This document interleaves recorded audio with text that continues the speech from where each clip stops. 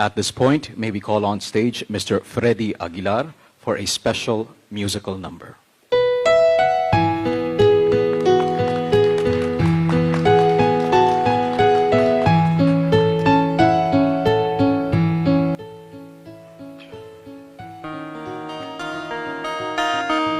Pumanaw si Freddy Aguilar, isang haligi ng original Filipino music, OPM, noong ika-27 ng Mayo taong 2025 sa edad na 72. Ayon sa mga ulat, siya ay binawian ng buhay sa Philippine Heart Center sa Quezon City bandang 1:30 ng madaling araw. Bagamat hindi opisyal na inanunsyo ang sanhi ng kanyang pagkamatay, may mga ulat na nagsasabing cardiac arrest ang dahilan. Mga naiambag ni Freddy Aguilar sa Pilipinas. Number 1, Anak, isang pandaigdigang tagumpay.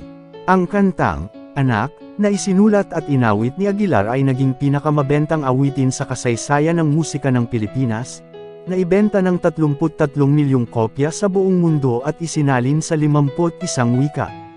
Ito ay isang makapangyarihang awitin tungkol sa ugnayan ng magulang at anak, at naging simbolo ng kulturang Pilipino sa buong mundo. Number 2, Bayan Ko, awit ng paglaban. Ang kanyang bersyon ng Bayan Ko ay naging himno ng oposisyon laban sa diktadorya ni Ferdinand Marcos at isa sa mga pinakatanyag na awitin ng People Power Revolution noong 1986. Ito ay sumasalamin sa kanyang paninindigan para sa kalayaan at demokrasya. Wikipedia. Number 3, Pagsusulong ng kultura at sining. Bukod sa kanyang musika, naging aktibo si Aguilar sa pagsusulong ng kulturang Pilipino. Itinalaga siya bilang Presidential Advisor on Culture and the Arts sa ilalim ng administrasyon ni Pangulong Rodrigo Duterte at naging miyembro ng National Commission for Culture and the Arts, NCCA. Nais din niyang itatag ang isang Department of Culture and the Arts upang higit pang mapalaganap ang sining at kultura sa bansa.